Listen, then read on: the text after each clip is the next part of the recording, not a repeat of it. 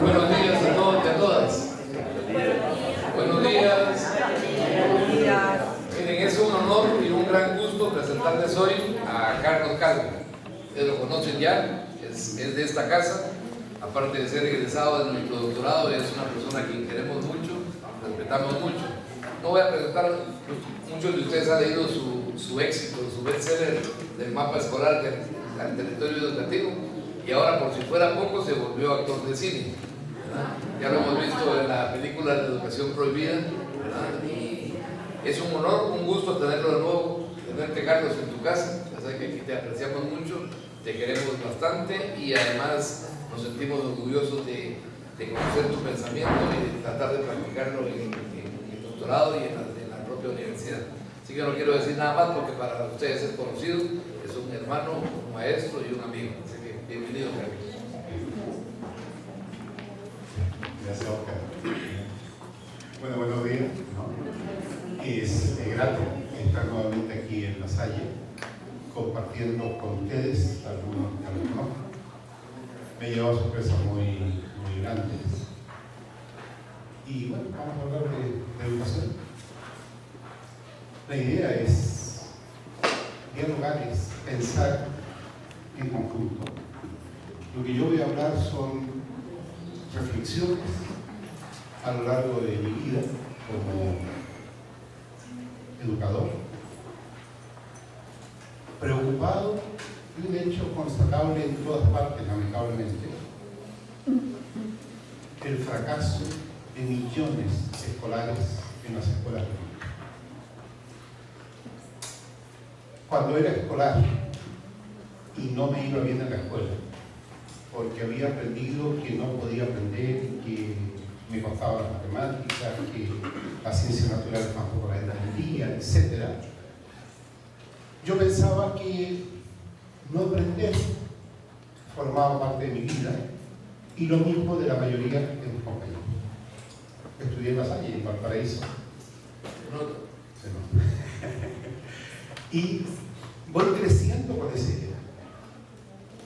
La vida a uno le regala muchas situaciones, y estando en primer año de universidad, y gracias al hecho de que mi hermana, que estudiaba en la Universidad de Chile, y yo en la Universidad Católica de Valparaíso, era dirigente estudiantil, yo me acerco a la Federación de Estudiantes, que organiza por primera vez unos trabajos universitarios durante el verano.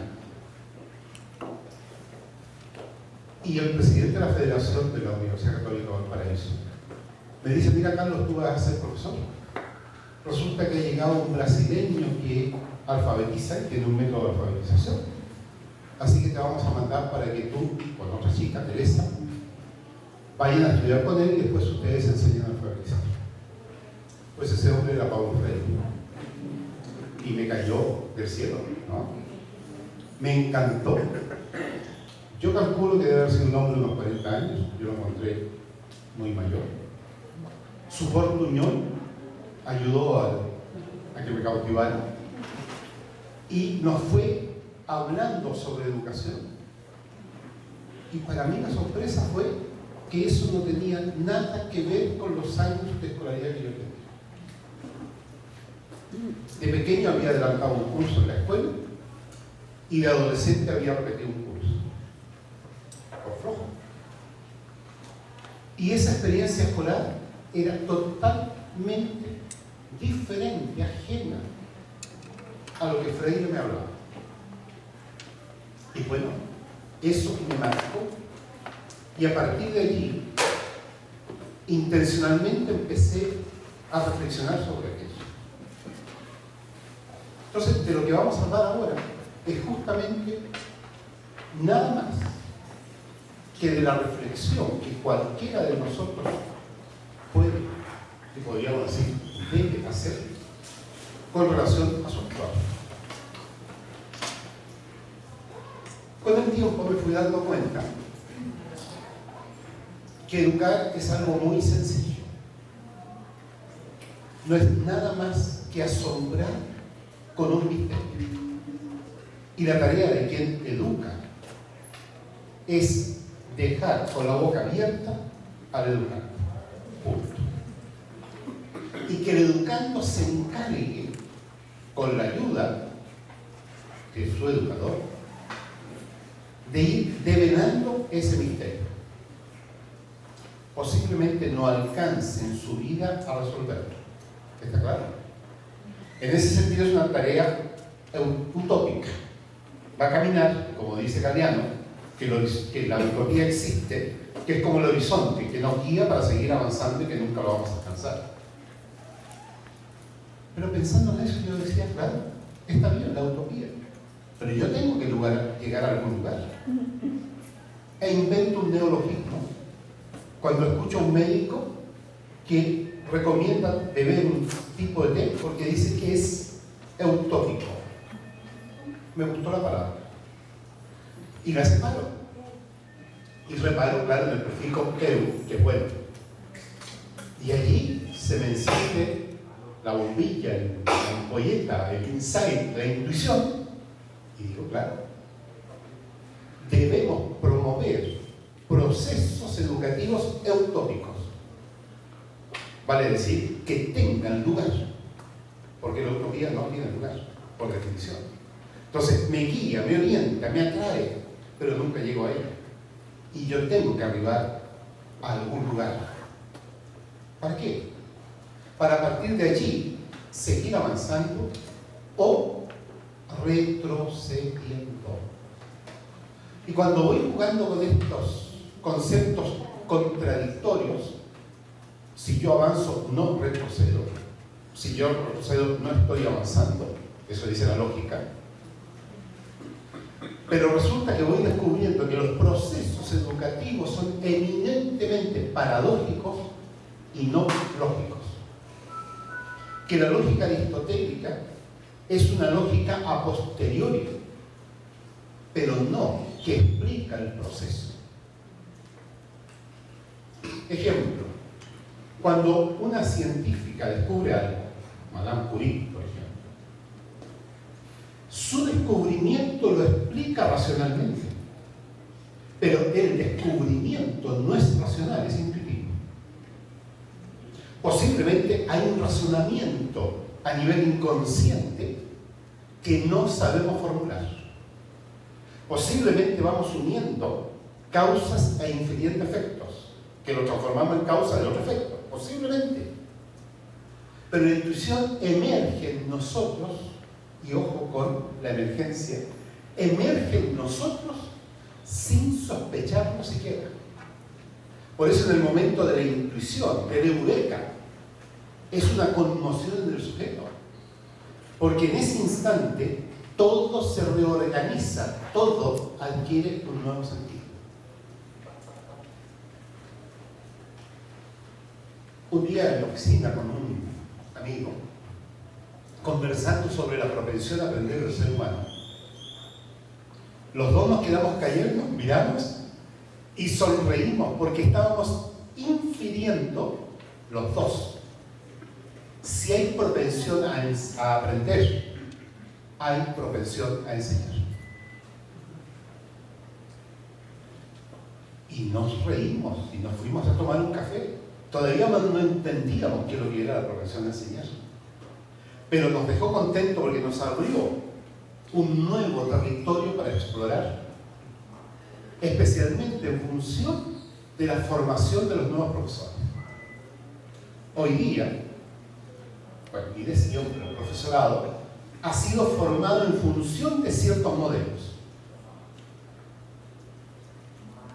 Pero acontece que podría ser, y eso lo estamos investigando, y ya en este doctorado, ya en Chile, tenemos una tesis sobre la propensión a enseñar, explorando si acaso es verdad que así como no podemos evitar aprender, y esta propensión es tan potente, que en las escuelas es exitosa porque el estudiante aprende que no puede aprender. Esto es dramático. La misma condición que nos permitiría gozar de creaciones entre distintos aspectos nos lleva a una que nos aplasta. Aprendo que no puedo aprender. Y yo aprendí que era malo para las matemáticas. Y me avergüenzo, pero no sé matemáticas. Y cuando me meto a estudiar la teoría del caos, reflauta que me costó, porque no podía seguir ciertos razonamientos. Por suerte trabajo en una universidad que tiene distintas especialidades.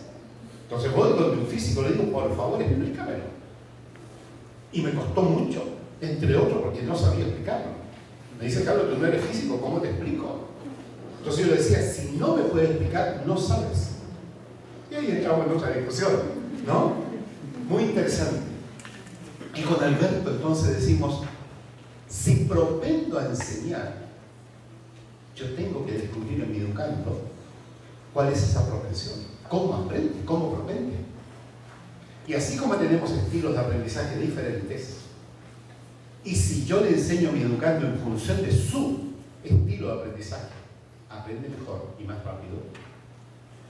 ¿Qué tal si yo ayudo a mi educando a descubrir su propensión a enseñar? En este proceso nos vamos dando cuenta que cuando yo, educador, tomo mi experiencia docente y la voy observando y voy descubriendo entonces características, muchas de las cuales me sacan de la literatura educacional. Tengo que reconocer que leo muy poco de literatura educacional. Me aburre. Durante un mes en el año, sí, tomo, leo revistas, me pongo al día y al año siguiente encuentro que no se ha avanzado nada. Siguen diciendo, aquellos elementos que afectan el aprendizaje de los niños son los mismos. La diferencia es que ahora la muestra es más grande. Ahora tomaron 5 países. Después serán 20, pero me van diciendo lo mismo. ¿Qué cosas? Por ejemplo, que la pobreza afecta, que los niños con privación cultural no pueden seguir el ritmo de la escuela. ¿Y por qué la escuela no sigue el ritmo de los niños? Es que debería ser al revés. Pues entonces el niño no siguió el ritmo de la escuela y quedó descartado. Después se le regala una calificación mínima para que pase. Pero la persona egresa en Chile sin leer comprensivamente después de 12 años de lectura obligada en la escuela. Entonces uno dice, pero ¿cómo? Si ese niño, esa niña, usted lo escucha conversar afuera y ciertamente que tiene comprensión. Y cuando usted lo escucha a él, no lo que usted quiere escuchar de él, se da cuenta que son profundos en los razonamientos que plantea. Claro, no manejan vocabulario, lo dicen de una manera muy burda, incluso grosera, porque no han aprendido la sutileza del lenguaje. No saben hacer distinción. Por lo tanto, todo es una cuestión. Todo, una fruta, un partido de fútbol, algo bien hecho o mal hecho, es una cuestión.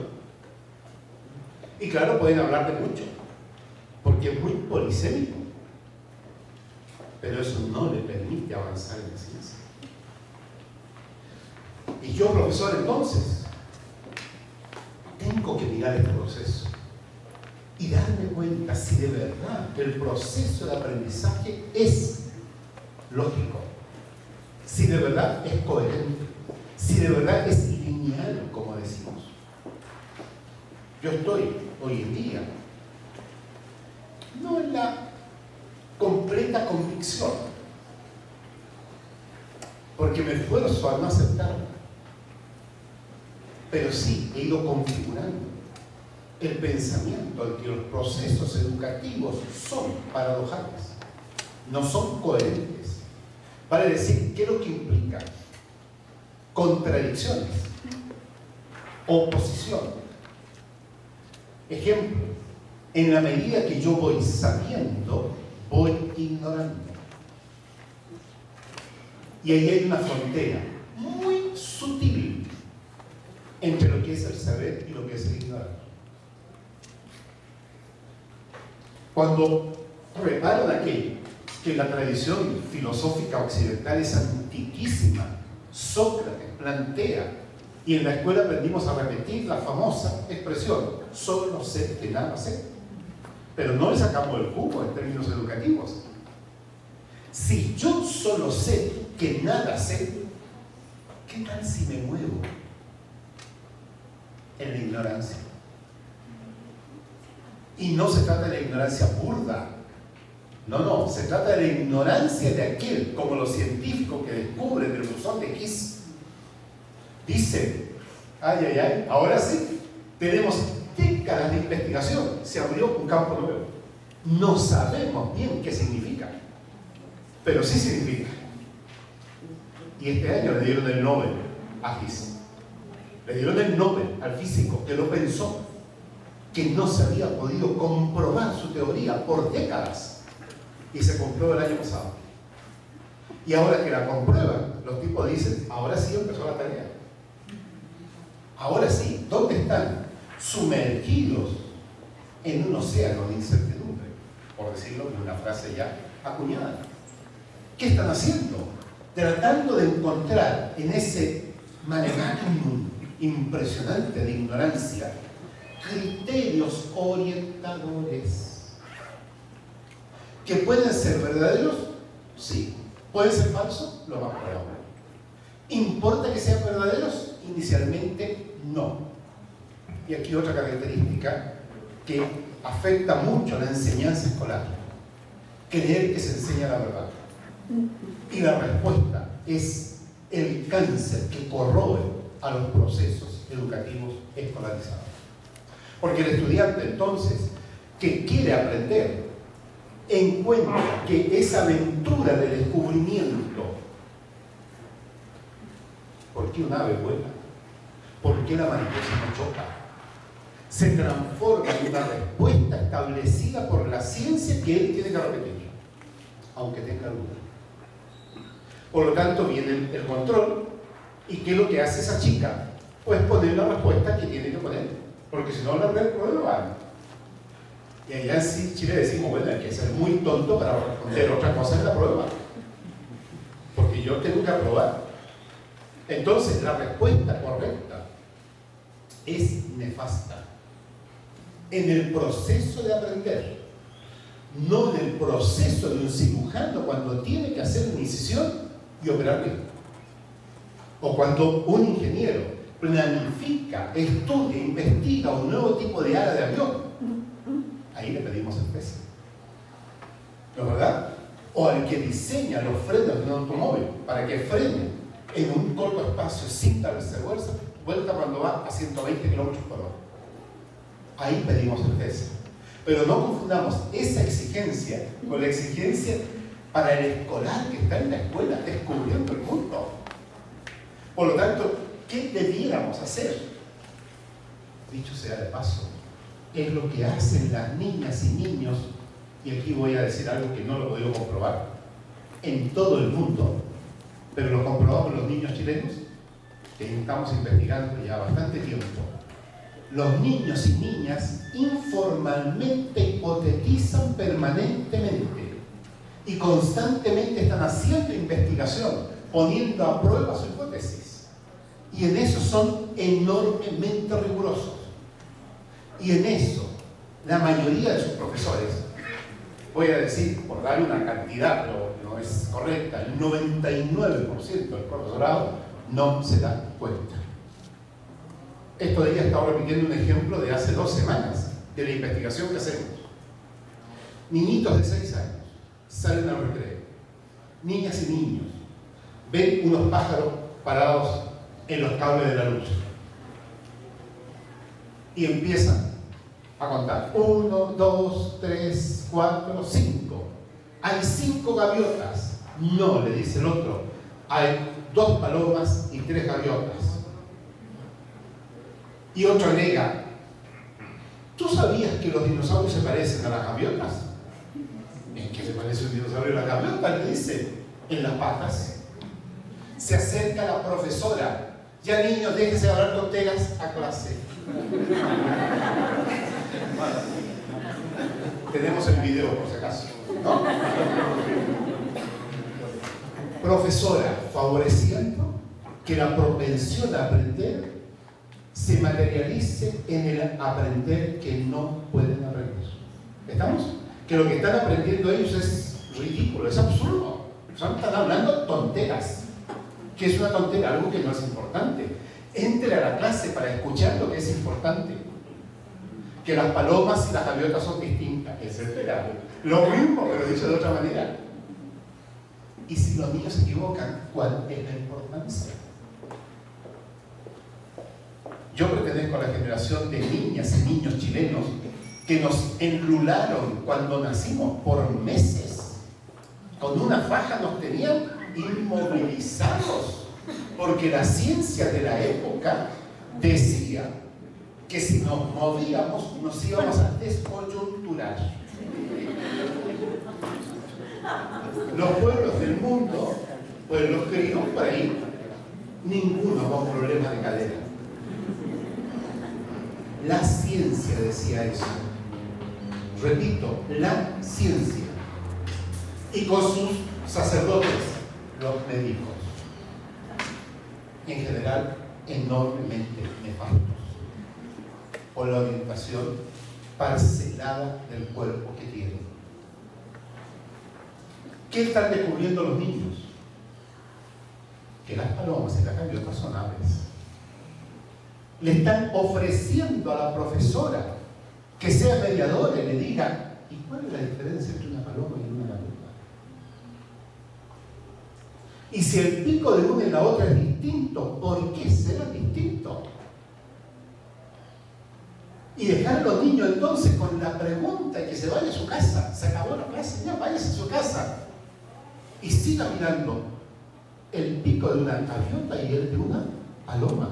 Y si ve una golondrina, estamos en primavera en Chile, mire el pico a la golondrina. Y ahora trate de explicar por qué tiene forma diferente. Y por qué las patas son distintas. Y podrías tú dibujar. Y fijarte en detalle. Si tienen uñas o no tienen uñas, les crecerán. Tendrán que desgastarlas. Como ciertos roedores en los dientes. ¿Se fijan? Ahí está. ¿Qué le está mostrando la educadora? El mundo. ¿Tiene que conocerlo la educadora? No. Y eso es lo rico. Porque la tarea de ella, de él, es preguntar. Preguntar. Por eso, cualquier padre o madre no escolarizado puede ser un excelente mediador con sus hijos. No tiene que saber los contenidos escolares. ¿Dónde está el drama? En que para que el niño le vaya bien en la escuela, tiene que responder los contenidos escolares. ¿Para qué? En Chile estamos haciendo silencio para el mundo porque no nos escuchan. Una propuesta. Disminuir significativamente los planes y programas de estudio. De tanto contenido no se pueden enseñar los contenidos. Le hemos preguntado a profesores de matemáticas, de la red de maestros, es decir, profesores autoevaluados y evaluados por otros que son excelentes. Y no solamente pasaron por la excelencia académica, sino que después viene otra evaluación más compleja, no complicada, más compleja, y ha mostrado excelencia. Cuando la presidenta Bachelet, hace ya 4 años, un poquito más, crea la Comisión Nacional de Educación, producto del movimiento estudiantil, no nombró a los profesores en esa comisión. Estaban los representantes del colegio de profesores, no podían estar. Había profesores como mi rector, que era profesor de química, pero dio su condición de rector de una universidad pública. Pero los maestros de la red, de maestros, es decir, los mejores, no los invitan. Y lo más triste de todo es que esos mismos profesores ni siquiera reclamaron el derecho a estar hablando de educación cuando ellos son los educadores. Ese es un paréntesis, ¿no? de pura bronca nomás, de pena que me da. Pues a estos maestros de maestros, probados en su competencia, le pregunto, ¿dejarían ustedes el mismo programa matemático o le harían algún cambio? Pues reducirlo, dicen, hasta en un 60%. Es harto, ¿eh? Un 60% es mucho. De 10, deja 4. ¿Qué? Lo mínimo indispensable para que en cada curso alcancemos a conseguir que cada estudiante aprenda a pensar matemáticamente. Es mejor menos que más. Y por ahí está el axioma, ¿no, verdad? En el ámbito económico, de que menos es más. No nos olvidemos. Menos para aprender bien. ¿Es que el 60% no es necesario? Sí. Solo para el que se va a dedicar a la matemática. Para el ciudadano corriente, nada. Cuando voy a la cafetería de la universidad, ya no hago la broma porque la hice mucho tiempo. Compraba algo que costaba 300 y otro que costaba 200. Pues la persona sumaba en la caja registradora 300 más 200. Y yo le digo, ¿por qué lo hace? Para no equivocarme. Entonces, ya con cercanía afectiva, yo le digo, ¿cómo? Sume 3 más 2, y es lo mismo. Me queda mirando así como diciendo, y habrá una trampa en esto. Es lo mismo, después le agrega los ceros. Y terminaba diciéndome, ¿y si me equivoco? Claro, la equivocación es fatal porque ya tendría que poner la diferencia. ¿Estamos? Entonces no quiere arriesgarse. Pero bueno, uno podría decir, use la calculadora, si está sumando 15.229, ¿no es cierto? Más 9.284. Ya bueno, puede. Aunque tampoco sería necesario. Pues a ese nivel de matemático llegamos nosotros. Por favor, no me pregunten por el mío, porque entraría en vergüenza inmediatamente. En química llegué hasta la óxido de la reducción. ¿Óxido? Sí, óxido de reducción. Me acuerdo yo. ¿No? En álgebra, hasta el cuadrado del binomio. No más. No más. En biología entiendo el citoplasma, pero no más. Entonces hoy día cuando leo otro libro, ay, que me cuesta porque tengo que estar con Wikipedia, con otra enciclopedia, chequeando qué significa. He ido superando varias deficiencias, pero inicialmente era así espantosa. 40% de sugerencia, estudiar, si acaso podemos reducir. Le pregunto a un colega chileno, Christian Cox, un hombre que estudia con Berkeley en Inglaterra, y que sabe de educación. Es un tipo que a mí me agrada mucho, es sincero, está bien intencionado, pero agarrado por, comillas, el sistema. Christian, durante todos los gobiernos de la concertación, después de la democracia, el término de la dictadura en Chile, estuvo en un lugar clave del Ministerio de Educación en Chile. Conoce a medio mundo importante en el resto del mundo, por viajes de él o por invitaciones a Chile. Le pregunto, después que nos habla en la universidad todo el profesorado, si conoce un país del mundo donde estén reduciendo los planes y programas. Y me queda mirando y me dice, me robará tu pregunta. Déjame pensar. Qué buena actitud. Porque pensó. Otros llegan y empiezan a hablar. Y mientras van hablando, van pensando. ¿No? Él pensó. Carlos me dijo, no conozco ninguno. Recuerdo, sin embargo, que en Francia, a Bourdieu, se le pidió que encabezara una comisión de reforma de los planes de estudio en Francia. Y él planteó una condición, que nada entraba, que no negaban nada, si algo no salía. El último término, mantener igual. Me dice, es lo único que conozco. Y agrega algo que me dejó triste.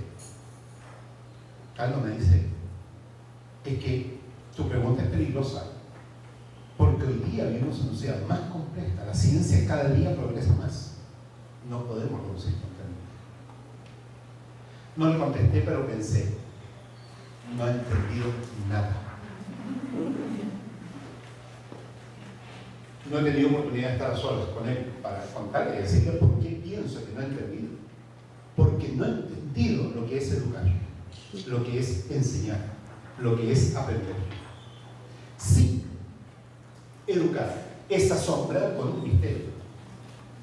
Y aprender es intentar develar el misterio. El proceso educativo para mí lo entiendo entonces como un proceso de creación de relaciones posibles. Proceso. Es decir, hay un movimiento, cuidado, no es lineal hacia el futuro. Se mueve del presente hacia adelante, pero también volviendo atrás y llevando. Este es un aspecto requete importante, porque muchas veces negamos esta vuelta atrás, este repliegue que se expresa, por ejemplo, a través de la comprensión. El que está aprendiendo de verdad, hay un momento en que se confunde, o mejor dicho, hay muchos momentos en que se confunde. Si no tuviera confusión, o es un genio, o está mintiendo. No que sea mentiroso, a lo mejor está engañado, porque se queda en la belleza de la explicación, en la fórmula, pero no ha entrado al área chica, al terreno. En ese sentido, los científicos duros se la llevan bastante fácil, porque todo lo que ensucia el experimento lo dejan afuera. Por eso no quieren aceptar la complejidad, porque tienen que aceptar el ruido, tienen que aceptar la basura. Y cuando leyendo Mandelbrot, que gusta que me gustó, ¿no?, entender bien lo que era el fractal, y cuenta que es contratado como ingeniero por una empresa telefónica norteamericana para que con un equipo de ingenieros diseñen la manera de quitar el ruido que acompaña toda llamada telefónica. No porque a ellos les interesara que uno escuche mejor, sino que todo el ruido cuesta. ¿No es verdad? Entonces, para optimizar el negocio quieren eliminar el ruido. Mandelbrot llega a la conclusión con su equipo que es imposible eliminar el ruido en una conversación telefónica. Siempre va. Cuando leo eso, se me ilumina la ampolleta. Otro insight. Por eso los procesos educativos son tan caóticos y tan sucios, o tan ricos, como quieran ustedes. Sucios de otras conversaciones. Porque yo estoy conversando con alguien y hay conversaciones que también escucho, que me perturban. Y recuerdo que la biblioteca dice silencio y no se habla. Es verdad que hay momentos en que uno requiere silencio, ¿está claro? Pero hay otro momento en que uno requiere estar con los otros, para dialogar, para compartir. Vean ustedes cómo van aprendiendo los niños. No piden un lugar silencioso, simplemente en el medio en que están, aprenden. Recuerdo una conversación con un sobrino nieto. Yo sentado en un sofá bien cómodo, y él, pequeñito, tendría 4 años, rentaba por detrás mío, pasaba, se tiraba de cabeza, volvía a subir por el otro lado, se daba una vuelta en el suelo, todo el rato conversando, y conversación interesante. Yo me pregunté en ese momento, si le digo, Diego, quédate quieto, por favor, siéntate a mi lado y conversemos como se conversa, ¿qué hubiera hecho Diego? Sí, no, se sienta a mi lado, me dice un par de cosas, se parece abajo.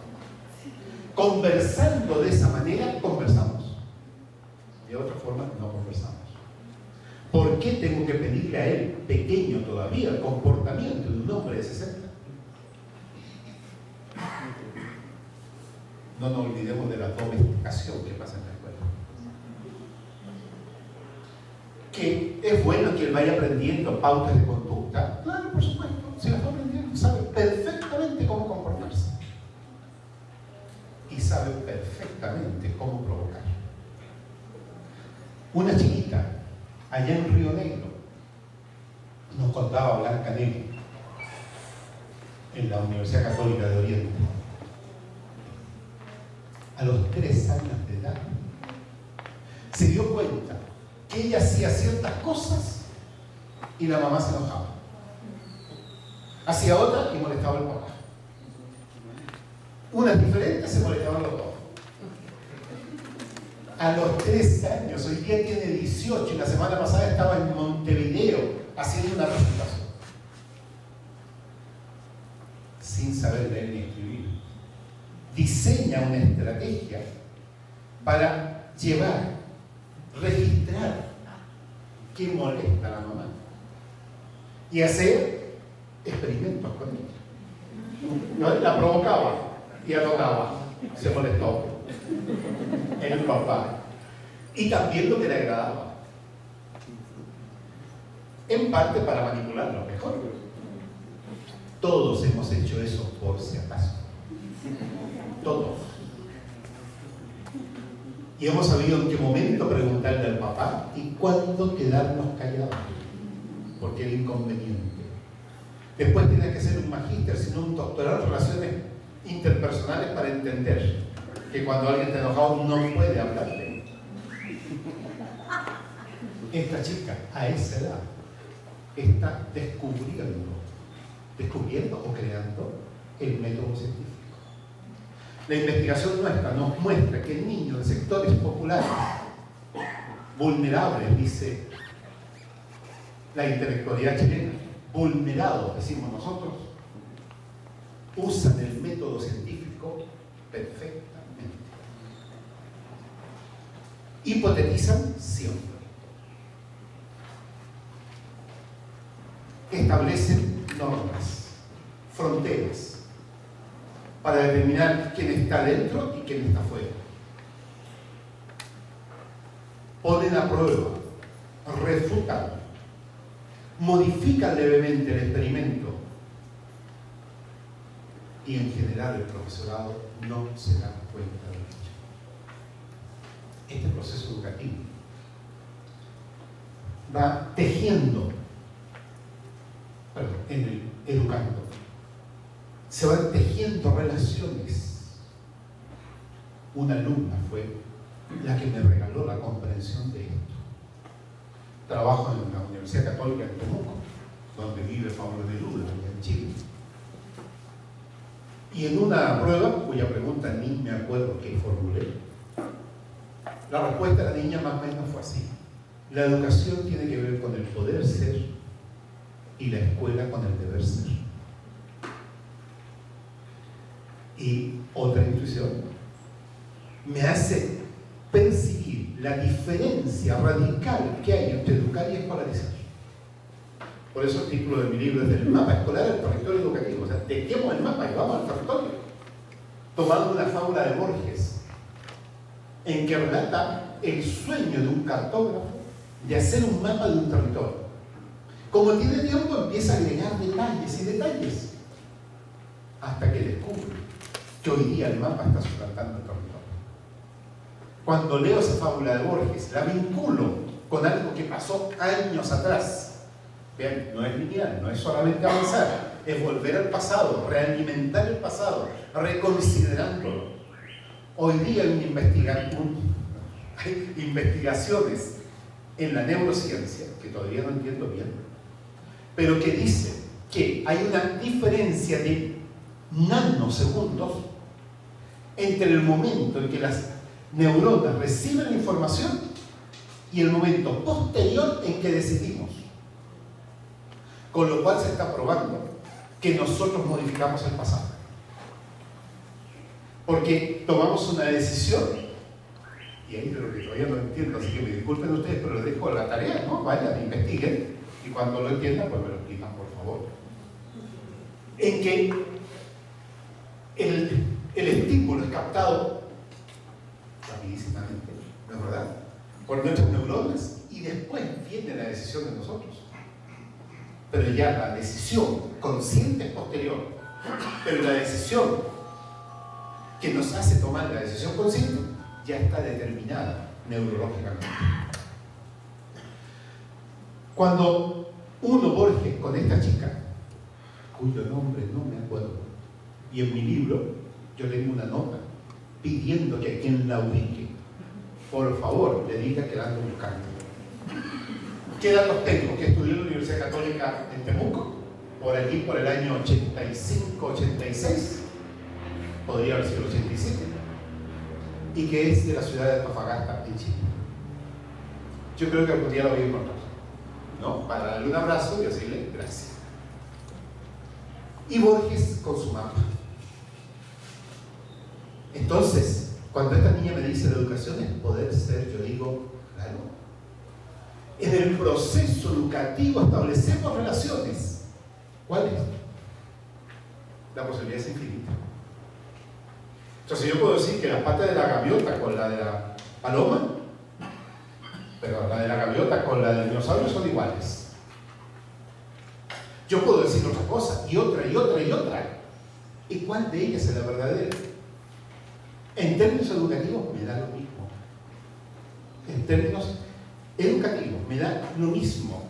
Porque lo que yo voy a hacer con mi educando es decirle, ¿qué es lo que te hace pensar que estas patas son parecidas? Y él me tendrá que decir la forma, la callosidad y un postdoctorado. Ojo, estoy colocando 20 y tantos años entre medio, 30, podrá estar metido en la misma investigación, pero a un nivel de complejidad totalmente distinto. Y eso me alegra mucho, porque quiere decir que el proceso educativo es constante a lo largo de la vida del sujeto. Lo único que hago yo es moverme en un nivel de complejidad distinta. Ayer preguntaba en la Universidad Técnica Nacional, ¿y el agua por qué moja? Y una pequeñita de 4 años puede darme una explicación de por qué moja el agua. A lo mejor va a ser metafórica. ¿Y cuál es el problema? ¿Acaso Einstein no usó la imagen de que 5 minutos en el dentista no son lo mismo que con la persona que uno ama? Si él lo usa, ¿por qué no lo usa yo? Si el niño me da una respuesta metafórica, yo voy trabajando aquello. Y lo mismo puede hacer un postdoctorado que se está especializando en el tema. Exactamente lo mismo. ¿Acaso no jugamos nosotros de pequeñitos a hacer aviones y hacerlos volar? Pues yo tuve un amigo que estudió en Göttingen un doctorado en física, estudiando la forma aerodinámica de las alas de los aviones. Lo mismo. Lo mismo. Yo me acuerdo de pequeño haciendo avioncitos que cambiaba el tipo de papel, porque con unos volaban mejor y con otros no. Pero si hubiera tenido un educador, mediador, me hubiera dicho, Carlos, ¿y la textura del papel por qué? ¿Por qué crees tú que con este papel de revista es mejor que con el papel del periódico? Y a lo mejor yo hubiera dicho, es más consistente. Y él me podría haber preguntado, ¿y esa consistencia de dónde crees tú que viene?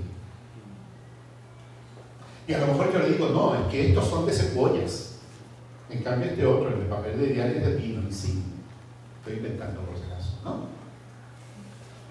No importa. ¿Acaso no exigimos que los seres humanos seamos creativos? Y en la escuela recortamos la creatividad. Y después tienen que tomar un coaching, ¿ya? Para volver a recuperar la creatividad. Antes de salir para acá en el hotel, encuentro Canal Nacional Chileno, que me dio una vergüenza los programas que están transmitiendo. Pero tenían uno que estaba entrevistando a un experto en coaching, con una cara el tipo, ¿ya? Porque está enseñando obviedades. ¿Por qué perdemos las obviedades? Porque la escuela ha perdido el sentido común. Y ojo, hoy día con las estandarizaciones, las acreditaciones, es de una carencia de sentido común espantosa. Les pido a ustedes si me ayudan a encontrar una palabra, así como avitaminosis, carencia de vitaminas, para decir Sentido común, no sé, pero es para poner una palabra bonita porque ahí la gente lo va a empezar a escuchar, ¿no? Cuando escuche, common sense, no sé, inventemos algo. La escuela tiene carencia de sentido común. Estamos haciendo aquí un montón de cosas que no favorecen los aprendizajes de los niños. ¿Por qué? Porque les estamos enseñando a memorizar, a repetir. Después de la relación que crea el niño, la niña, el colectivo, la tarea educativa es llevarle a un nivel de complejidad mayor. Ojo, uno de los más grandes problemas que emergen en esto son las propiedades emergentes, que surgen, perdón, para mostrarlo mejor, que surgen, son las propiedades emergentes, vale decir, aquello que no es posible imaginar, porque eso no está. El ejemplo que me gusta es el del agua. El agua es una propiedad emergente. Es la unión de dos moléculas de hidrógeno con un oxígeno. No existe, un experto en ambos elementos químicos no puede sospechar la existencia de esta agua.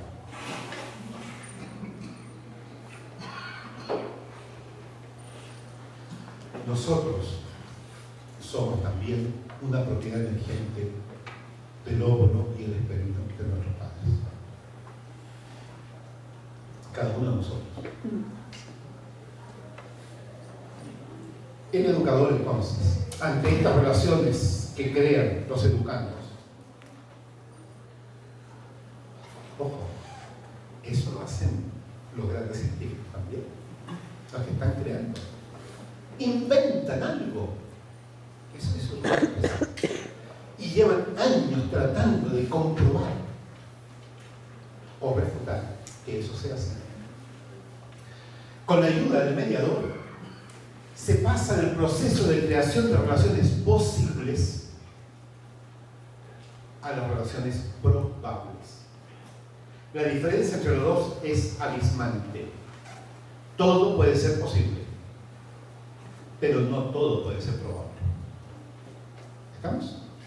Cuando yo ya me muevo hacia lo que es probable, estoy planteando ciertas condiciones de ocurrencia. En Chile tenemos una segunda vuelta en la elección presidencial el 15 de diciembre. Bachelet saca un 46%, Matei, de la derecha, un 25%. Todo el mundo dice, ¿para qué una segunda vuelta? Gastar dinero. Si es casi imposible. Exactamente, es casi. No es imposible. ¿Estamos? Por ahí puede ganar Matei. Pero para que gane tendrían que pasar tantas cosas que es casi imposible. Sí, pero es casi. ¿Sí? ¿Es probable que gane? No, muy improbable. Pero no está garantizado. ¿Sí? Relación entonces, va de lo posible a lo probable. Allí donde entramos nosotros los educadores. No a pasarle una guía de una unidad de investigación científica en que yo le digo el problema y después le pongo la solución. El año pasado me invitan los profesores de ciencia en Chile que tenían un congreso. Muy entusiasmados ellos porque realmente tiene una propuesta muy interesante respecto a que los niños vayan descubriendo a partir del experimento. Les digo aquí, pero el problema de la propuesta de ustedes es que el niño tiene que llegar a esa conclusión. Y ahí está el error. Costó que lo entendieran. Porque me dicen, Carlos, que eso es lo que la ciencia descubrió. Yo no estoy cuestionando lo que la ciencia haya descubierto. Estoy cuestionando la inconveniencia de que la niña y el niño lo descubren ahora. Porque yo comienzo a castrar la imaginación de él. Porque le empiezo a imponer una respuesta. Con el agravante psicológico de que la niña y el niño se subordina después a eso y empieza a responder lo que se le dice que hay que responder. Y después encontramos nosotros que es muy difícil sacar de trote pero algunos sí. Son los que nunca se conforman. Por eso cuando uno escucha declaraciones de gente grande en sus distintos campos, Hemingway dice, mi educación comenzó cuando salí de la escuela. Y frases parecidas, ¿no es cierto? Entonces decimos nosotros, si estos grandes dicen eso, ¿por qué diablo a los que no somos grandes nos mantienen metidos allí? Y ahí entramos en un terreno político maravilloso y enormemente triste. No es casual que las escuelas sigan fracasando. Yo no creo que haya sujetos malignos en todos los ministerios de educación que planifican esto con esa intención. Pero lo que sí me extraña es que ante la evidencia abrumadora del fracaso de la escuela, sigamos tratando de mejorar la escuela que fracasa. Las reformas educativas que se implementan no solamente en Chile, que yo quiero llamar reformas escolares, no educativas, por la distinción que tengo con la escuela, solo buscan cambios cosméticos en la escuela. Que si usted tenía 45 niños, porque tenga 30. Hay lugares en que con 100 niños los profes no tienen problema. ¿Y cuándo no tienen problema? Cuando los cautivan.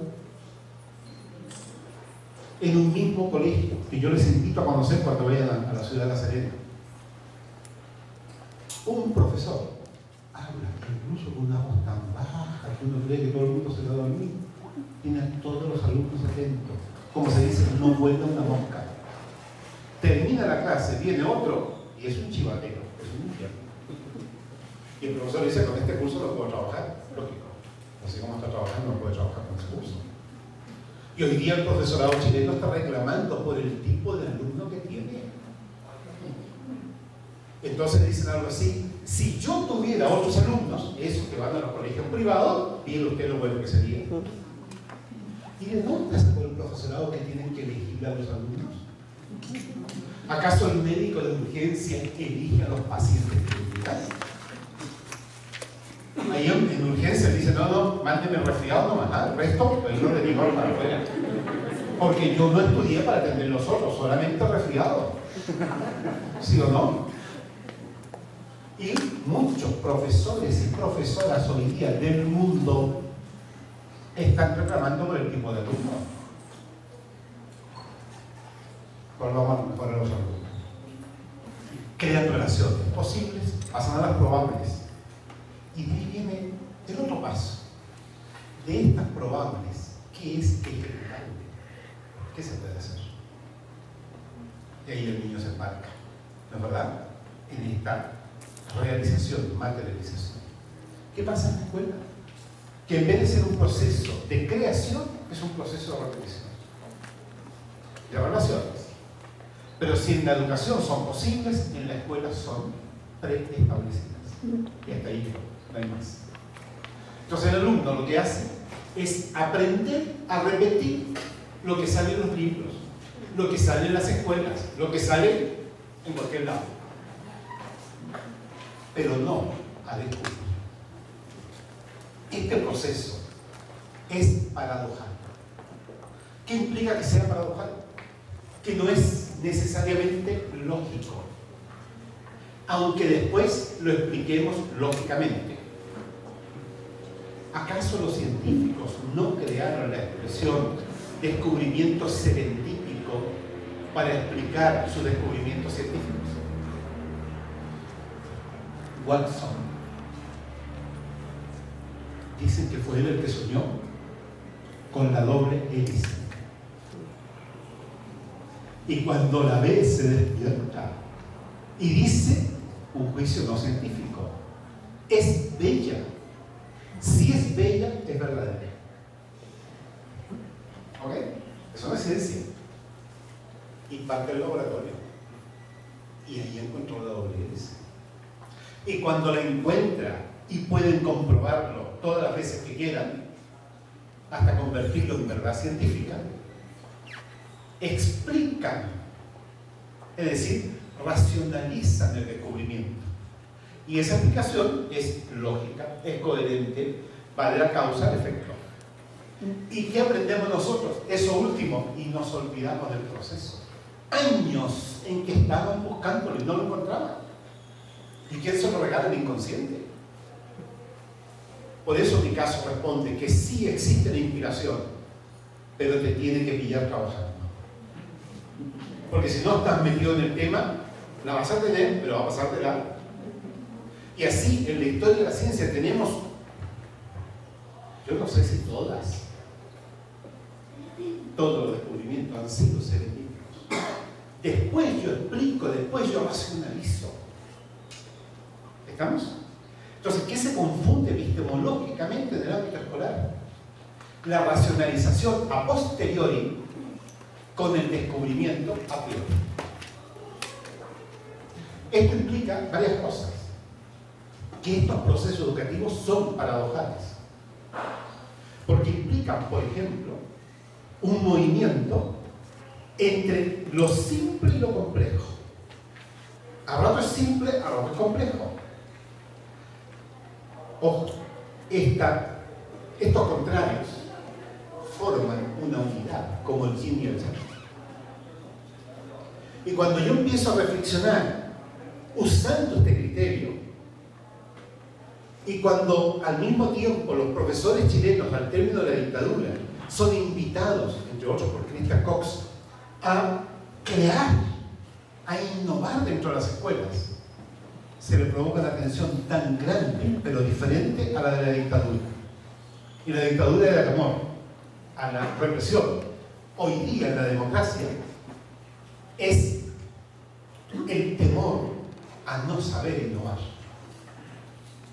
Y aquí se nos ocurre un juego. Sí, los contrarios existen. Cambiar implica conservar. La luz implica la oscuridad. Ese es el tema. El saber la ignorancia. Y fue una suerte de eureka. Requete contentos. Vamos a invitar entonces al profesorado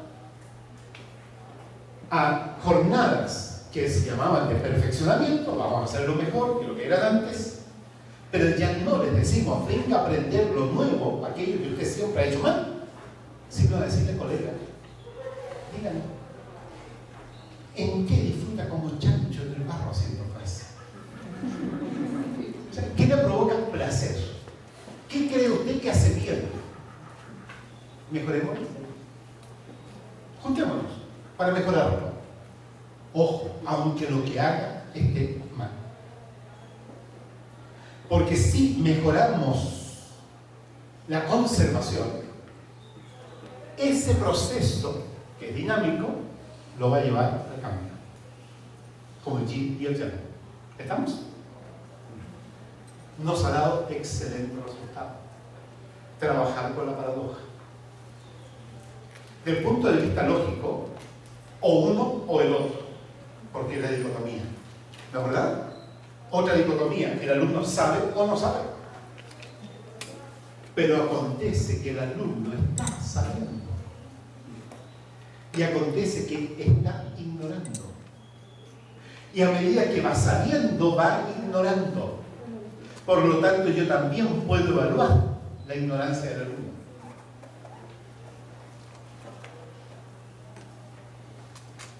Y cuando uno trabaja en función de la ignorancia del alumno, mi experiencia me ha enseñado que el alumno entra a ese proceso con tranquilidad porque puede ignorar.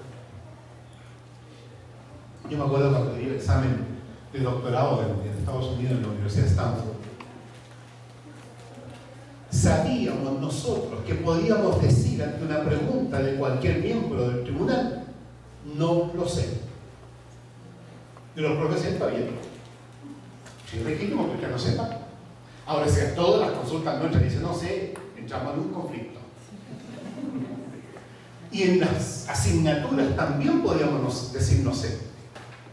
Pero si yo en una asignatura dije no sé, en el examen me lo van a preguntar. Porque ahora tiene que saberlo. O por lo menos ignorarlo a otro nivel de complejidad. La educación.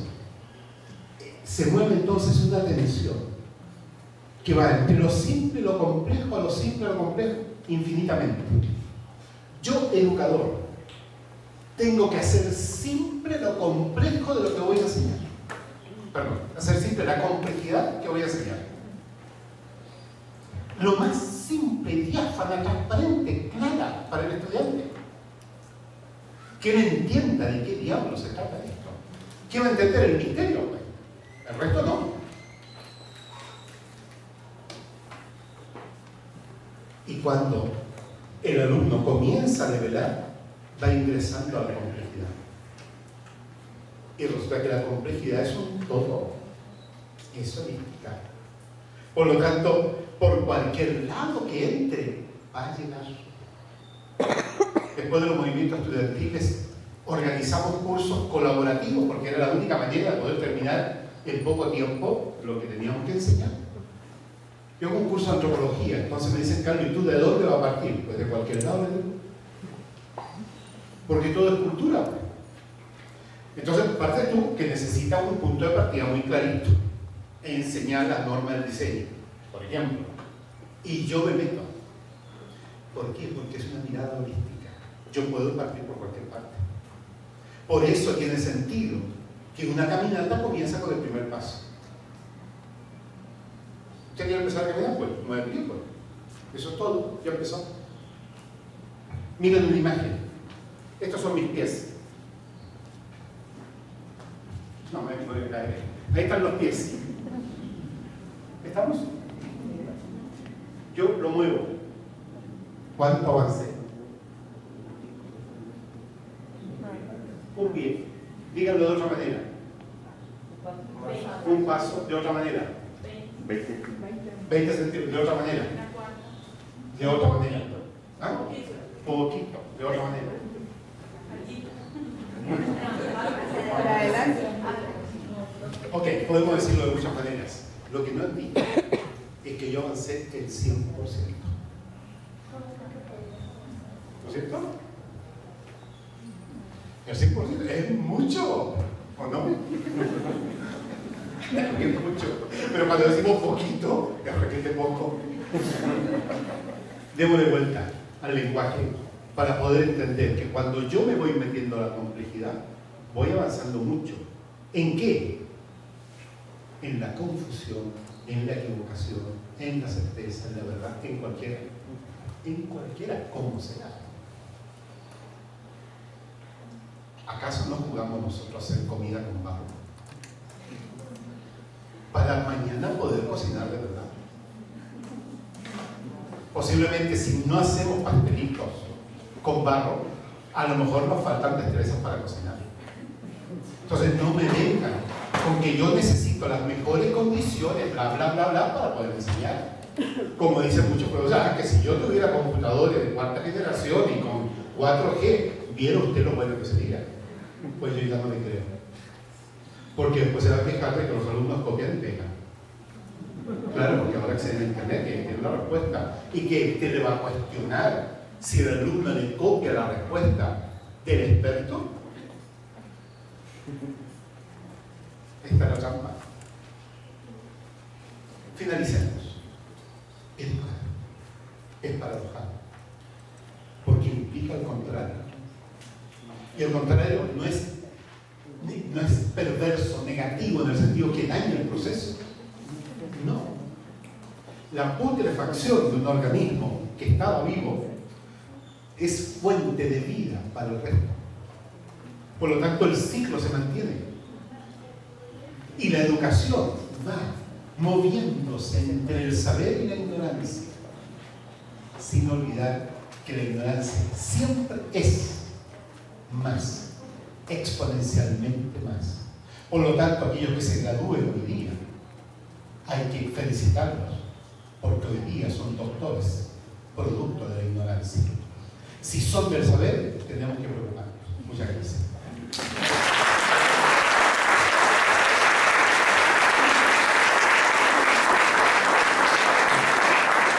Carlos, podríamos seguir escuchando una hora. hora más y no nos aburrimos, pero a las 11 hay los doctores de la ignorancia. Ustedes se fijaron que Carlos miraba cada rato para este lado, ¿verdad? Era porque es que en Chile nadie le hace caso, ¿verdad? Entonces aquí tenemos un viceministro de Educación de Guatemala, dice a ver si lo convenzo a él.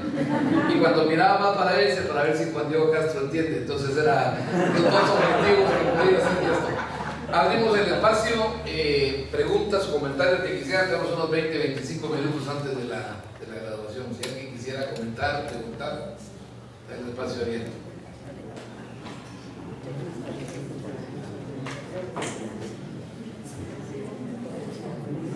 Por favor, allá y después Juan Diego. Bueno, Carlos, muchas gracias. Yo soy de la primera generación de doctorandos de esta universidad, cuando estábamos ignorando más todavía y aprendiendo sobre complejidad, y ahí sí que definitivamente nadie creía en nosotros, y bueno, fue un proceso bien interesante. Yo trabajo con diversidad humana, lo que conocemos todos como discapacidad, luchando para que, igual que la diversidad del ecosistema es lo que permite que haya vida, que haya interacciones, que haya autoorganización y que haya multidimensionalidad, pues que la educación permita cada vez más que las personas denominadas con discapacidad, sea del tipo que sea, se integren naturalmente a los ambientes educativos. Hemos logrado cosas en Costa Rica y en el mundo en general, pero me gustaría tal vez escuchar si ha tenido alguna experiencia o cómo visualiza usted todo este proceso de asimilar la ignorancia y de asimilar toda la complejidad y la autoorganización que requiere un ecosistema educativo, porque eso es lo que es, la educación es un ecosistema, en donde hay personas que no solo ignoran y no solo caminan por diferentes lugares, sino que están previamente diagnosticadas como diferentes y a las cuales ya se les estipula cierto tipo de adecuaciones y que sugieren ya ambientes educativos no diversos, que sería genial, sino que en donde las personas ya tienen preestablecidas condiciones y se espera de ellas cosas preestablecidas también. Hacemos una ronda de 2 o 3 preguntas. Aquí, Dani, por favor, cualquier. Una ronda de 2 o 3 preguntas y luego le damos a Carlos. Muchas gracias, don Carlos. Aunque mi querido hermano Oscar le llame la atención de un par de abogados decididos a cambiar la forma de enseñar el derecho, yo quiero plantearle más que una pregunta, una reflexión para que usted, si le parece, me ayude con eso. Tenemos 26 universidades en este país de un poquito más de 4 millones de habitantes que dan la carrera de Derecho. Tenemos 26 fábricas de licenciados en Derecho. Tenemos 21.000 abogados incorporados ejerciendo el derecho en las 2 grandes ramas tradicionales, la abogacía y la judicatura. Tenemos jueces que no saludan, tenemos jueces que escriben en mayúscula, tenemos jueces que no saben sintaxis, tenemos jueces que no entienden frente a esa bifurcación derecho-justicia, derecho-no-justicia. ¿Qué hacemos con toda esta gente que tiene tanto que desaprender? Gracias. ¿Alguna otra intervención? Bueno, muchísimas gracias por los aportes. Yo tengo una preocupación que de pronto usted nos podría ayudar, porque como yo ejerzo una función pública, en Guatemala tenemos como Ministerio de Educación a cargo la vida estudiantil de más de 4 millones de niños y jóvenes que dentro de 20 años van a ser también los administradores de ese país. La pregunta es cómo llevar estas reflexiones al interior de los ministerios de educación pública, que tienen la enorme responsabilidad de no solo reconvertir la escuela, sino cambiarle la vida a más de 4 millones de niños y jóvenes. Yo vine precisamente a Costa Rica a hacer una reflexión sobre qué hacer con los resultados de la evaluación, porque los resultados siguen, después de 10 años, siguen siendo malos y los ministerios de educación no hacen mayor cosa más que pues atentar contra los alumnos, porque los alumnos dicen, pues salimos mal otra vez, pero los ministerios no hacen esa reflexión al interior. ¿Hay alguna forma de hacer esta reflexión al interno de los que dirigimos la educación pública? ¿Una más?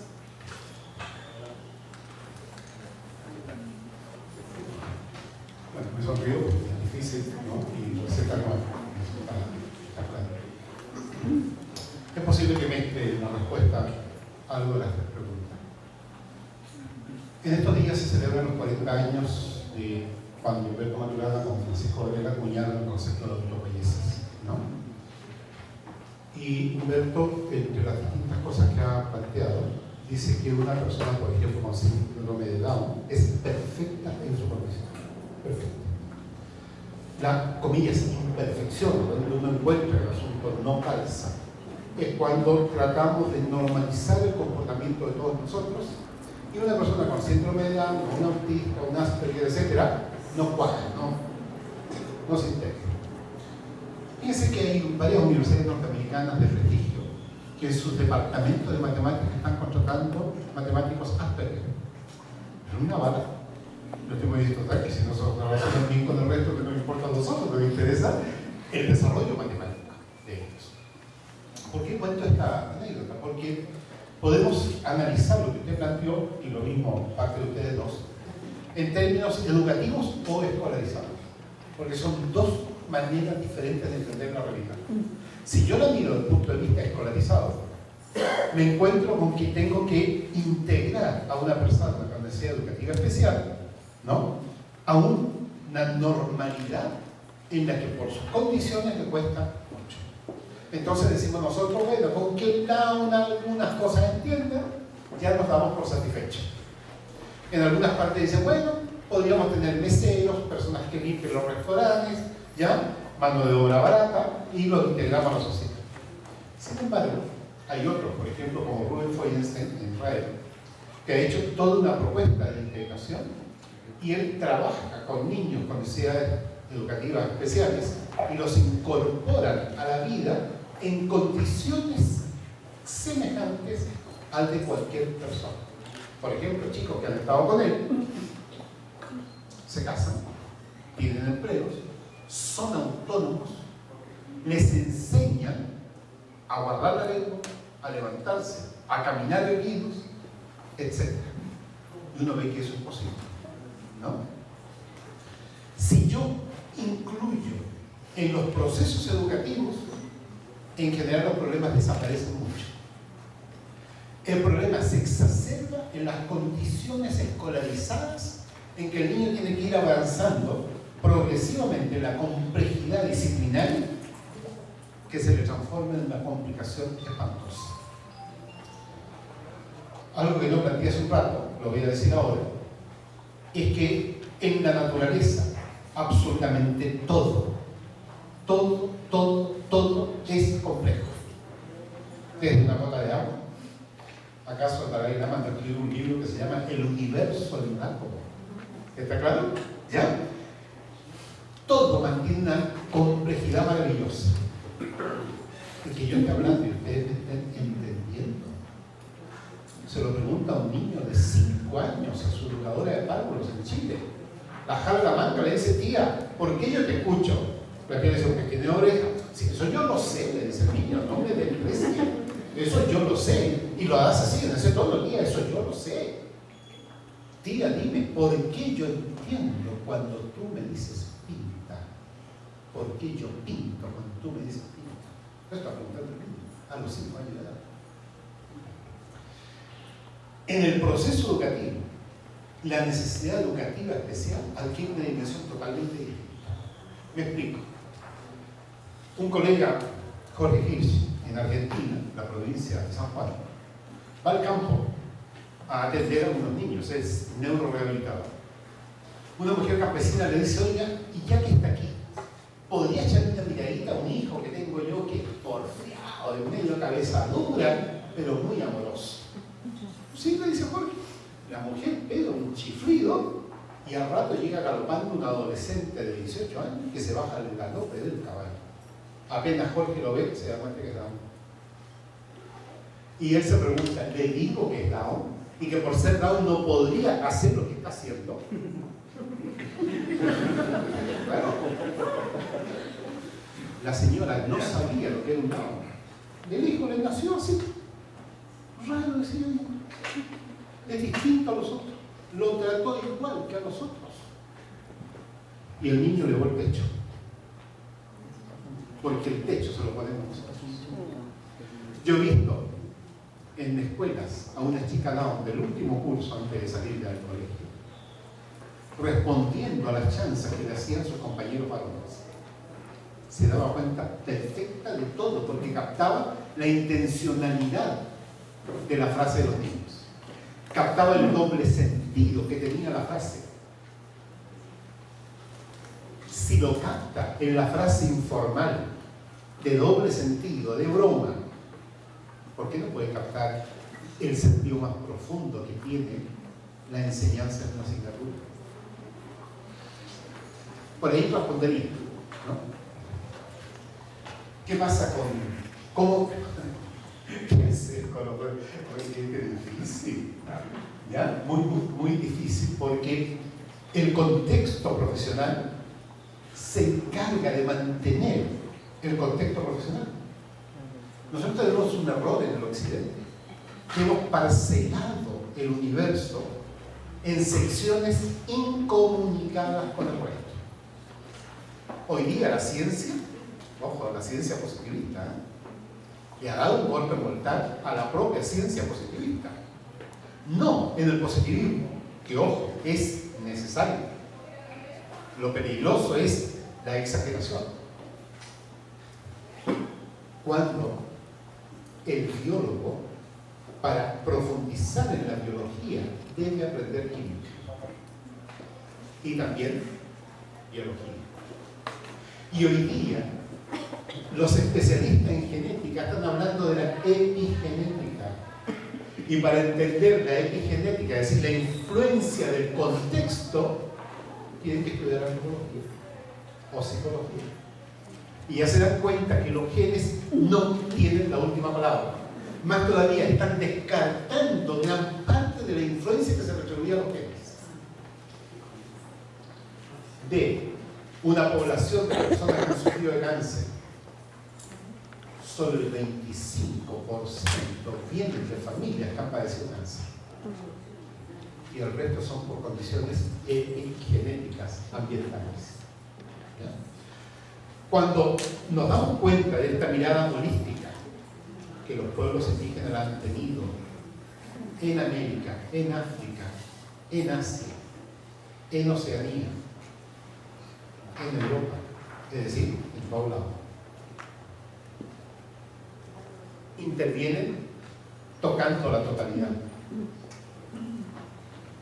¿Cuántos pueblos indígenas desde siempre han dicho que la enfermedad es social? Y hoy día los psicólogos transpersonales luchan dentro del ámbito de la psicología para que le den espacio, especialmente frente a los clínicos, que cuando entran a la escuela son un desastre. A mi cuñado, que está dirigiendo un colegio en un momento, le llega el diagnóstico psiquiátrico de un niño que dice más o menos, no puede hacer esto, lo otro, ni nada más allá. Por suerte mi cuñada tiene las polleras bien puestas y dice, no, le acepto. Responde el psiquiatra, yo soy el médico, obedezca. No, yo soy el educador. Se acabaron del estatus. Un estatus casi perdido para el profesor, porque nos ningunea a todo el mundo. Y todo el mundo fue alumno de nosotros. ¿Ya? O sea, nos ningunean nuestros propios exalumnos. Y ella le dice, venga a verlo, porque el niño que usted trató en su consulta no es el que está en el aula. Afortunadamente este hombre fue, lo observó, y el tipo dice, es que no lo puedo creer. Es que tiene que creerlo, porque dice, porque este es el niño real. El suyo está en una situación artificial. Y el niño en la situación artificial responde como niño en situación artificial. Uno de mis nietos vive en California y tienen que hacer un examen de dominio en inglés.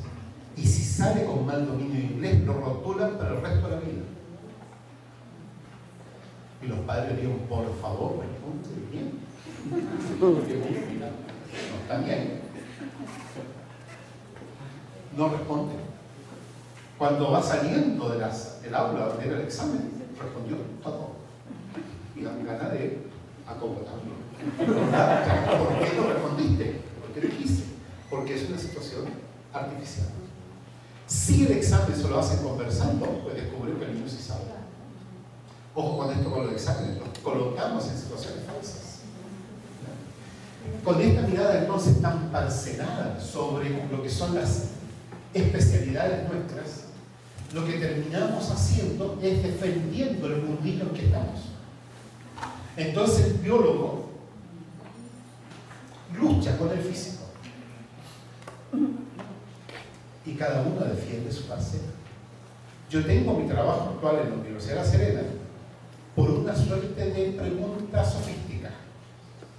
Mi especialización en la antropología educacional y postulé un cargo en sociología educacional.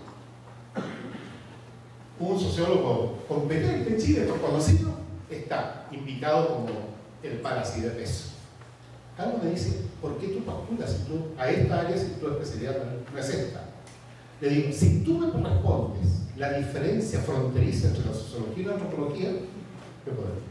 Y se rió porque se dio cuenta que se le tiene con chanfle. Porque en la frontera es difusa. ¿No es verdad? Es socioantropología o sociología, psicoantropología, y en la frontera está todo. ¿Qué hacer? No lo sé. No lo sé.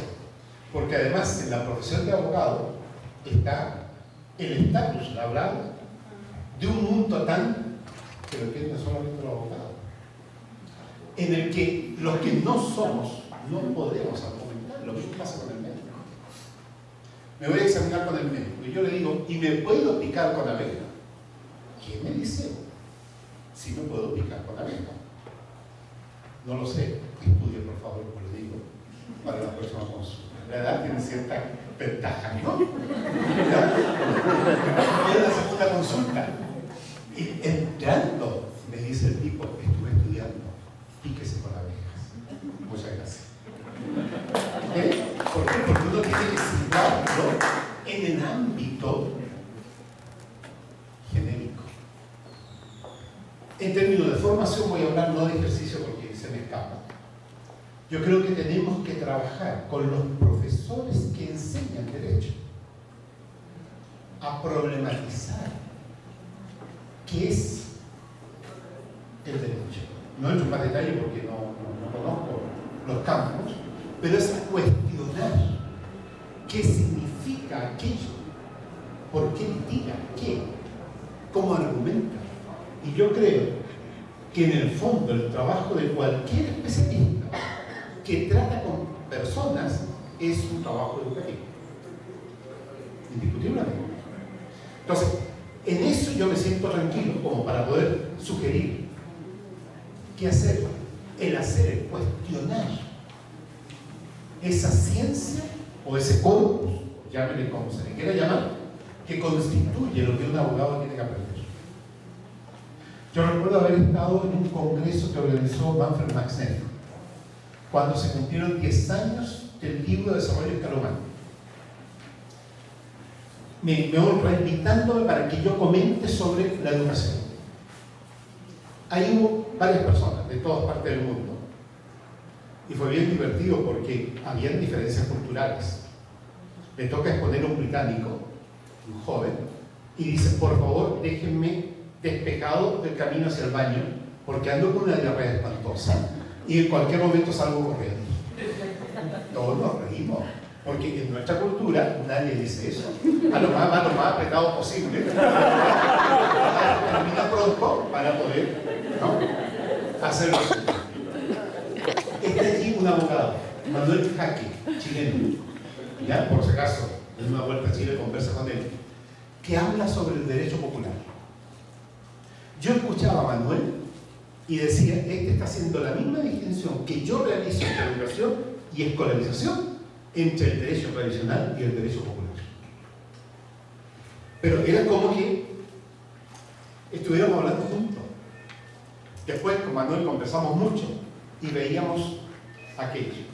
Creo yo que lo que da esa coincidencia, llamémosle sincronía, es que nos estamos moviendo por un nuevo paradigma y que nos permite establecer esa relación.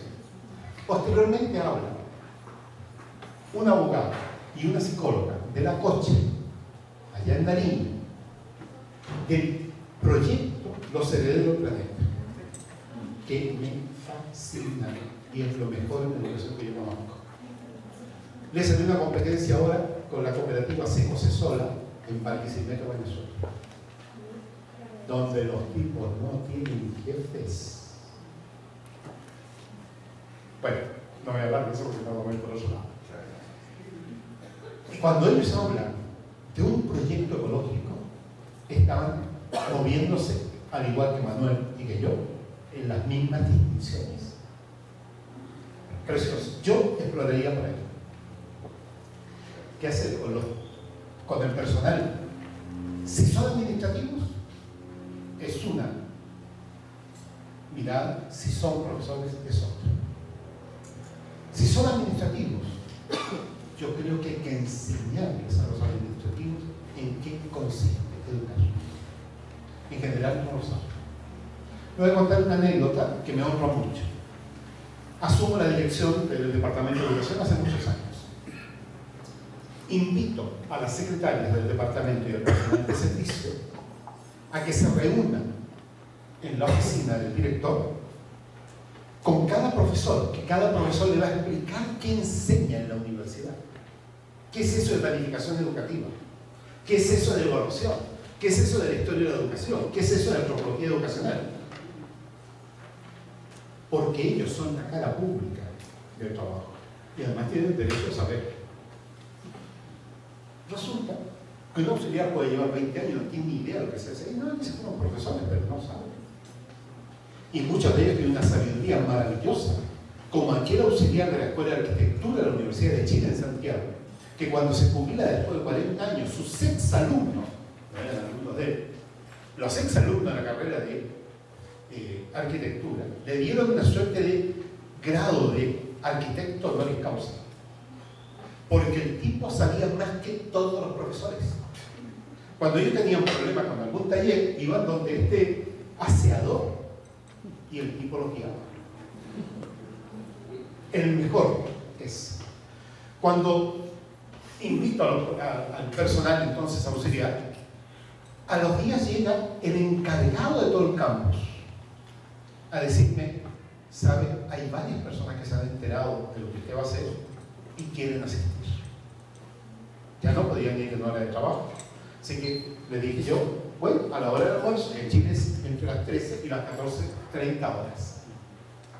Llenamos una sala con personas que subían incluso de campos que están a los pies de una colina, iban a escuchar con una propensión a aprender extraordinaria. Eran los saciadores, los jardineros, los que limpian el baño y secretarias que iban a escuchar. Maravilloso. ¿Por qué estaban tan motivados? Porque quieren aprender. Si la propensión a aprender existe. Yo trabajaría con el personal administrativo explicándole qué diablo es lo que se está haciendo en el Ministerio de Educación, para que entiendan por qué este experto viene de afuera, que a veces es pesado, a veces es amable, a veces lo saludan, a veces ni lo saludan siquiera. ¿Por qué le pagan? ¿Por qué los otros tienen bronca entre ellos? En fin, explicar. Yo creo que cuando uno entiende un proceso en el que está, comienza a entusiasmarse. Otra vez la idea del asombro, ¿ya? Va por ahí. Con los profesores, yo creo que tenemos que trabajar en simplificar toda la complejidad del aprendizaje. Vale decir, todo lo que suponemos nosotros que tiene que aprender un niño desde los 4, 5, 6 años hasta que ingresa después de toda la escolaridad formal. Un alemán escribe un libro que se llama ¿Qué debe saber un niño a los 7 años? alemán. Le preguntó a cuántas personas se le ocurría en Alemania qué debe saber un niño. Y a partir de ahí hace una propuesta preciosa. Uno de los ejemplos que ella relata en esto es la experiencia en algunos jardines infantiles alemanes en que probaron ver qué pasa si sacamos todos los juguetes del jardín infantil. Aparentemente una locura, porque el jardín infantil tiene juguetes. Lo dejaron pelado. Dice cuando llegan las alemanitas y alemancitos cuando el lunes miran y se quedan así, ¿y qué pasó? Y relata el caso de una niñita que dice, vamos a jugar. Y pasaron jugando sin necesidad de ningún juguete. Recuperando los troncos, por ejemplo. Jugando. Y así pasaron una semana. A mitad de semana, los niños ya estaban pidiendo en sus casas a los papás que por favor le guardaran los juguetes porque no las dejaban jugar.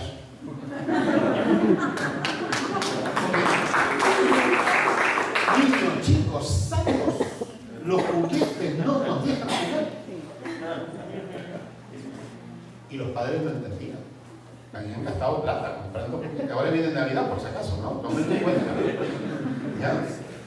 Si los profesores entonces van entendiendo que el proceso educativo consiste en una tensión entre la simplicidad y la complejidad, ¿por cuál parto? Por cualquiera, si da lo mismo, va a llegar al otro. Pero podemos decir, simplifique, deje que se mueva.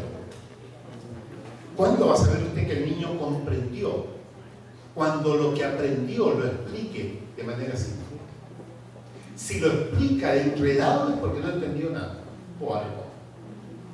Y hay una distinción que yo jugaría con los profesores. Una cosa es simplificar la complejidad y otra superficializar la complicación. ¿Cuál es la diferencia entre la complicación y la complejidad? ¿Ya? Es que en una yo tengo criterios y en la otra no tengo ninguno. Muchos profesores, espero que no enseñemos, enseñan de manera complicada, que ni ellos entienden. La complicación surge cuando yo no tengo criterios para manejar la información. Cuando yo tengo criterios para manejar la información, pues no tengo problema en ningún lado. Mañana, es decir, dentro de muy poco, vamos a pestañear 2 veces y va a aparecer la información que queremos delante de nosotros como no logramos. Por lo tanto, no se trata de enseñar lo que mañana con un pestañeo o rascándome la nariz o cualquiera que sea el criterio, porque a lo mejor nos ponen opciones como las alarmas de los celulares, ¿no? ¿Cómo quiere que suene? Le van a decir, ¿usted quiere rascarse la nariz, la oreja o pestañear 3 veces? Marque 1, 2 o 3. Vamos a tener la información. No, perdón, vamos a tener datos. ¿Qué requerimos? Criterios para convertir los datos en información. ¿La correcta, la verdadera? No necesariamente. Porque eso es para futuro. Yo para futuro necesito, cuando yo hago clase ya ahora, profesor universitario, no puedo darme el lujo de equivocarme en todo. No. Por eso yo soy partidario en Chile de mandar a la casa un montón de profesores que están enseñando mal. Dicen que Bachelet tuvo la propuesta y que estaba dispuesta a correr el riesgo político que significaba echar a los malos profesores. Yo soy partidario porque no es posible que nosotros aceptemos un conductor de un bus que anda atropellando a la gente. Le quitamos la licencia. Y si un profesor está enseñando mal, ¿por qué va a seguir enseñando? Es que no me enseñaron en la universidad. Bueno, es un problema antiguo. Me lo dijo una alumna en la universidad, con la rectora al frente, me dice, es que yo estudié en esta universidad y no aprendí nada. ¿Qué manda la digo yo? ¿Qué manda la universidad? Pero ojo, en el juicio, usted me notifica, me van a preguntar si estudió. Y oiga, colega, le pregunto, ¿cuántos años hace que egresó? 10 años. Y sigue reclamando. ¿Y qué está haciendo usted entre medio? Estudia. ¿Sí o no? Entonces tenemos que fortalecer a los profesores. Y una manera de fortalecerlo es trabajando con aquello que ellos consideran que hacen bien. Yo prefiero 1000 veces un excelente conductista a un pésimo conductista. ¿Estamos? Porque con un buen conductista el chiquillo va a aprender y no lo va a traumar. Estamos llenos de trauma, uno mal. ¿No? ¿Se fija? Pero un mal constructivista sí lo va a dañar. Porque el mal constructivista le va a hacer creer que él es capaz de aprender, le va a mostrar que no. Yo iría por ahí. ¿Ya? Es complejo. Lo que hay que evitar es que se transforme en complicado. Porque cuando se transforma en complicado es un enredo y usted no lo reita por ningún lado. ¿Qué es lo que hay que usar ahí? Lo que hizo Alejandro Magno con el nudo gordiano. Agarró la espada y lo cortó. Se acabó el problema. ¿No? Hay que buscar por eso.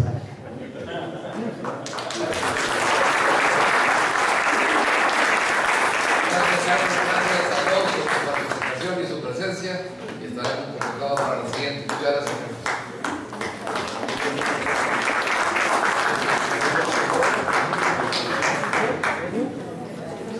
A mí tampoco.